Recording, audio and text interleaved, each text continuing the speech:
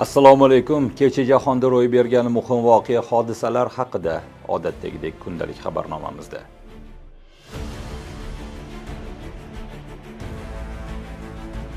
Amerika Qo'shma Shtatlari va Eron chorshanba kuni o'z prezidentlari urushga chek qo'yish maqsadida imzolagan muvaqqat kelishuv matnini e'lon qildi. Prezident Donald Tramp agar Eron o'z majburiyatlarini bajarmasa, hujumlarni qayta boshlash va Eron rasmiylarini yo'q qilish bilan yana tahdid qildi. 14 banddan iborat kelishuv yakuniy sulh bo'yicha muzokaralar olib borish uchun otash kesim muddatini yana 60 kunga uzaytiradi. Donald Tramp ham, Eron prezidenti Mas'ud Pezeshkian ham memorandumni ingliz va fors tillarida raqamli imzolagan. Eron tashqi ishlar vazirligi esa kelishuv chorshanba kunidan boshlab kuchga kirganini ma'lum qildi. Tramp hujjatni Fransiya prezidenti Emmanuel Macron bilan Versal saroyida Birinchi jahon urushiga rasman chek qo'ygan mashhur shartnoma imzolangan joyda imzoladi. Tramp Eronga hujum qilish bo'yicha ilgari surgan asoslardan kamida bittasidan voz kechdi. U Tehronda ballistik raketalar bo'lmasligi adolatsizlik bo'lishini aytdi. Men shuni aytmoqchimanki, agar boshqa davlatlarda bu narsa bo'lsa, ularda ham oz bo'lsa-da bo'lmasligi biroz adolatsizlikdir, dedi Tramp Parijda jurnalistlarga. Tramp fevral oyida Eronning raketa sanoatini yer bilan bitta qilish haqida va'da bergandi. Agar ular kelishuvni buzsa, biz ularni ayovsiz bombardimon qilamiz, dedi Eron haqida gapirar ekan. Shuningdek, u eronliklarni aqlli odamlar deb atadi. AQSh va Eron muzokarachilari yaqin 60 kun ichida doimiy sulh ustida ish olib bormoqda. Tramp bu sulh Yaqin Sharqqa tinchlik olib kelishi va neft narxini pasaytirishiga umid bildirgan. Eron rahbarlari esa bu lahzani bayram qilmoqda. Harbiy harakatlar orqali erishmoqchi bo'lgan hamma narsamizga muzokaralar orqali bir necha barobar ko'proq erishdik. Buni hatto qiyoslab ham bo'lmaydi, dedi Eronning bosh muzokarachisi Muhammad Boqir G'olibov. Memorandum barcha jabhalarda, jumladan Livanda urushni zudlik bilan to'xtatishni, Hormuz bo'g'ozida dengiz qatnovini hech qanday to'lovsiz to'liq tiklashni, AQShning Eron portlari blokadasini olib tashlashni, Eronga qarshi sanksiyalarni bekor qilishni, uning aktivlarini muzlatishdan chiqarishni hamda urushdan keyingi tiklanishi uchun 300 milliard dollarlik investitsiya fondini tashkil etishni ko'zda tutadi.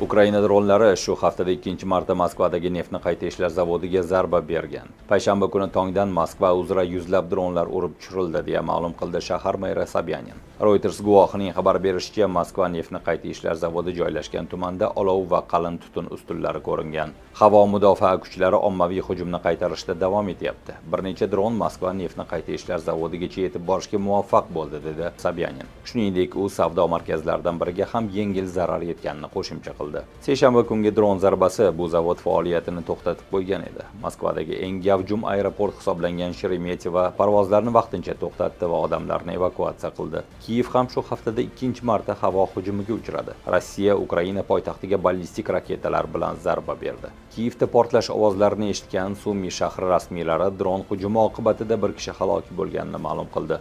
Ukraina hududining katta qismida havo hujumidan ogohlantirish e'lon qilindi. Bu yangi hujumlar Zelenskiy urushni muzokaralar orqali tugatish uchun Rossiyaga bosimni kuchaytirishga urinayotgan vaqtda yuz berdi.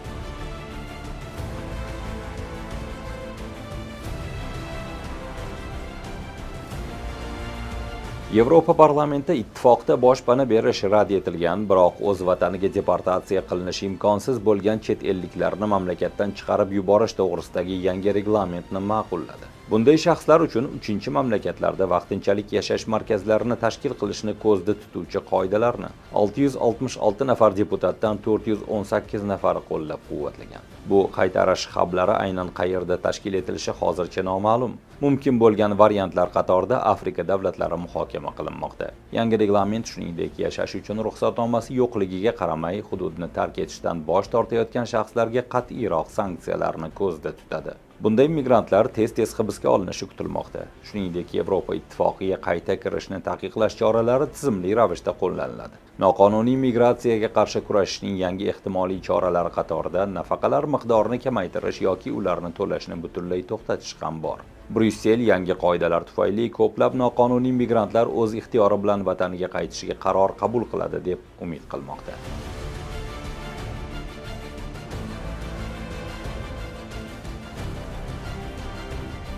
Janubiy Koreya Mudofaa vazirligi fermerlar va mahalliy aholiga kuchli mustahkamlangan chegara, demilitarizatsiya qilingan zona yaqinidagi yerlarda 2027-yildan biroz ko'proq foydalanishga ruxsat bermoqchi. Vazirlikning bildirishicha, harbiylar tomonidan nazorat qilinadigan bufer zona fuqarolik nazorati chizig'i 10 kilometrdan o'rtacha 6 kilometrgacha qisqartiriladi. Fuqarolik nazorati chizig'i tinch aholi kirishini cheklash va harbiy amaliyotlarni kafolatlash uchun tashkil etilgan edi. Biroq uning amaldagi nazorat choralarini to'ldirish zarurligi haqidagi chaqiriqlar tobora ortib bormoqda, dedi Janubiy Koreya mudofaa vaziri An Gyu-bek.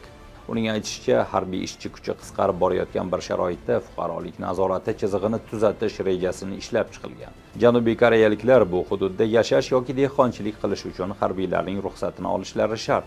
Tahlilchilarning fikricha, mahalliy aholi jiddiy iqtisodiy noqulayliklarga duch kelmoqda. Biz harbiy amaliyotlarga xalaqit bermaydigan darajada mintaqaviy rivojlanishga imkon beramiz, dedi mudofaa vaziri. Ikki Koreya hozirgacha rasman urush holatida qolmoqda. Chunki 1950-53-yillardagi Koreya urushi tinchlik shartnomasi bilan emas, balki faqat sulh bitimi bilan yakunlangan. Fuqarolik nazorati chizig'i bu urushdan keyin Janubiy va Shimoliy Koreya o'rtasidagi chegara bo'ylab harakatlanishni nazorat qilish va harbiy obyektlarni himoya qilish uchun tashkil etilgan. Bu chora Shimoliy Koreyaning noroziligiga sabab bo'lishi dargumon, chunki u chegaraning faqat Janubiy Koreya tomonidagi hududlarga daxldordir.